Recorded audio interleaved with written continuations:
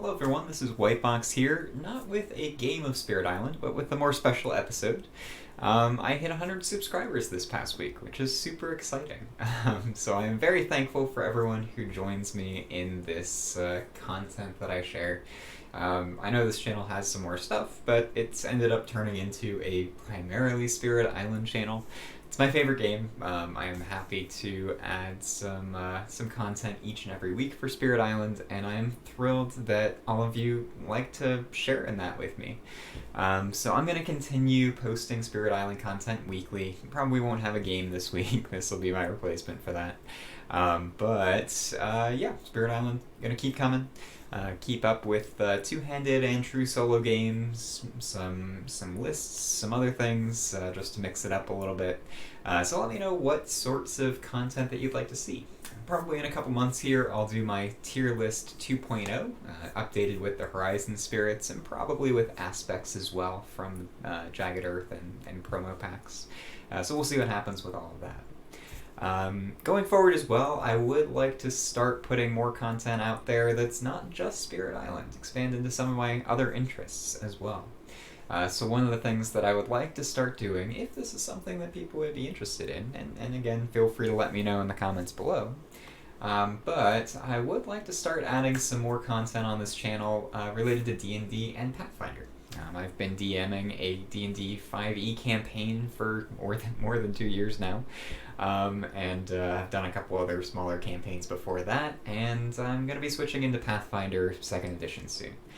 Not related to the whole open game license 1.1 fiasco, although that kind of justifies my decision, but I just like Pathfinder more.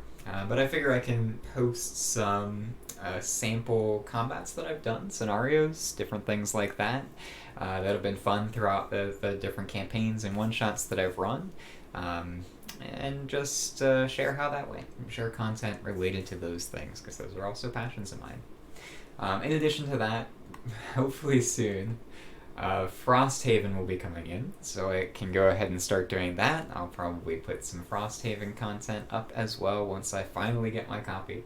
Don't even have a shipping notification yet, but we'll see when that comes in. But I've got a group of people that are interested in playing that with me. I'll see if they're interested in joining in and putting our adventures in Frosthaven up on this channel as well. And then, of course, there are other board games. So we play a decent amount of Root. We just got Everdell as well, so that's one that I'd like to explore a little bit more. And a lot. I've got a whole shelf full of board games that aren't Spirit Island. So I'll probably be posting other board games as well occasionally, maybe little videos sharing different board games with rules and how to play, and hopefully if they're a board game that you haven't seen before, it'll get you interested in it. But as said, this is still going to be primarily a Spirit Island channel. It's something that I want to do weekly, and today, after this little special announcement, I'm going to be getting into my 5 favorite major powers in the game. Not necessarily the 5 best major powers in the game, that would be a different list, but these are major powers that I'm always excited to see when they come up. I like the names of them, I like the idea of them, and they're powerful in their own right. So I'm gonna go ahead and go into those 5 favorite major powers. So first up here, I have Utter a Curse of Dread and Bone. First of all, I love the name. Utter a Curse of Dread and Bone. It's very evocative. It's like a witch in a hut somewhere just cursing the invaders for coming in and destroying the island. You know, it's very, very cool. But then the effect is great. I love tokens. Putting lots of tokens on the map is fun for me, and this lets you add a lot of different types of tokens. It's a late game power once the board starts getting out of hand and there's a lot of blight there. For each blight in or adjacent to target land, you can add a Badlands or a Disease or a Strife, maximum of 3 of each, and then do 2 fear and 1 damage. And the 1 damage doesn't sound like a lot, but if you're adding 3 Badlands onto a land, then that's going to be 4 damage there. That's enough to kill even an English city. And the threshold for this power is not too difficult to hit. It's 3 moon and 2 animal. A lot of spirits can hit that pretty easily. For each type of token you add 1 more within 1 range. So I think I've had it to where in a stone game, I added something like 8 tokens and then hit the threshold, so also got to add more tokens around. And then do 1 damage in an adjacent land, and again, if you're adding Badlands, it lets you kill cities. So it's just a very cool power. I'm always happy when it comes up. It's not something that I'm always going to take. Sometimes there are better powers for the situation, but it's something pretty strong. Adds a lot of tokens to the board, and does a lot of damage potentially. So my number 4 here is the Jungle Hungers. It's one of the stronger cards, I think, from the base game. It's 1 range from a jungle, destroy all explorers and all towns, and destroy all the Han. And then if you have the threshold, which again is not too difficult to hit, you destroy a city as well, and you don't destroy the Han. I really love the flavor of this. I love the idea of the jungle just kind of sitting there and then like expanding outwards and just grabbing the invaders and pulling them in and just tearing them apart. It's kind of like the Ents at the end of Two Towers when they summon like all the other trees and pull them over the armies of Saruman and just wipe them all out. That's kind of the idea I get from this. So I really love the flavor. It's a very strong card as well. It can completely clear lands. Gets around England's extra health and Habsburg's extra health too, so it can be very helpful for dealing with those. And again, not too difficult threshold to reach. So definitely one that I almost always pick up if it comes up. Number 3 here is Weave Together the Fabric of Place. Now this one, you make target land and a land adjacent to it a single land for that turn. It's going to have the same the terrain type and land number of both lands, just in case that comes up.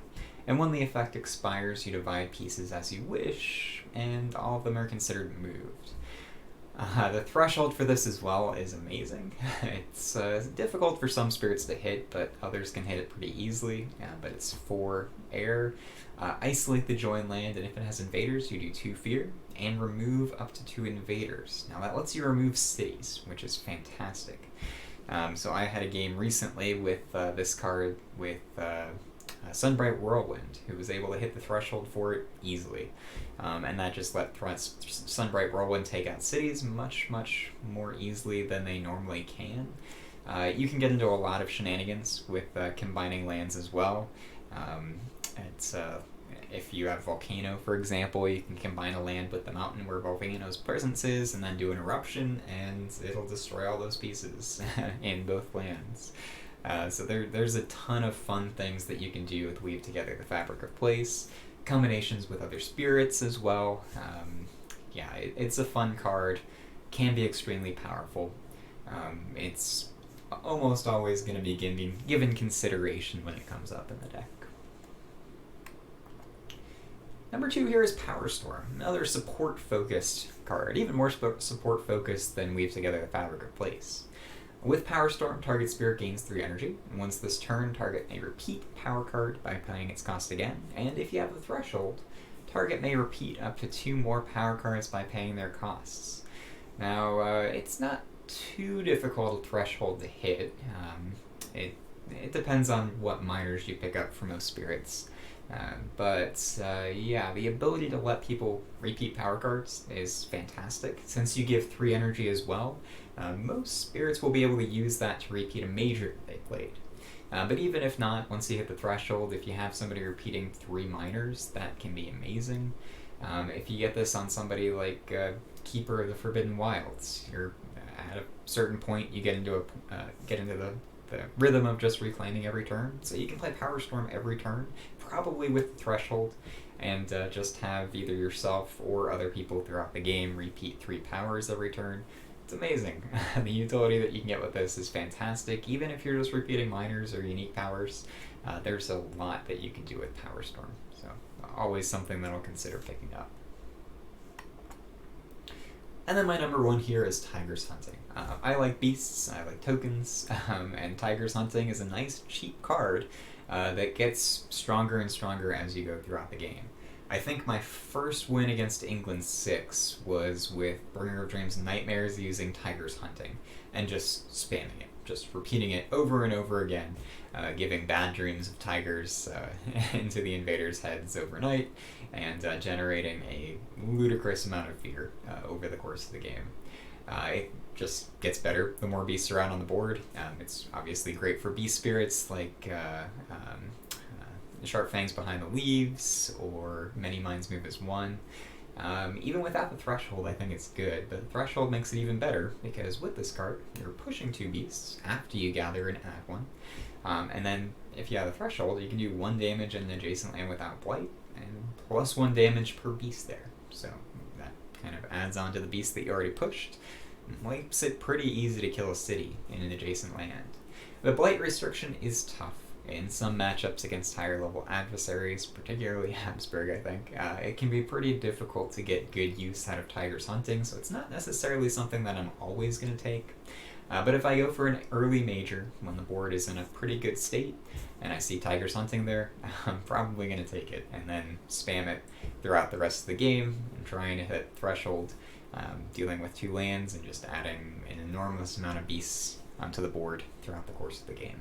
So I love this card. I think it's fun. I think the theme is great, and it's always something that I'll consider, even on spirits where the elements don't quite match up really.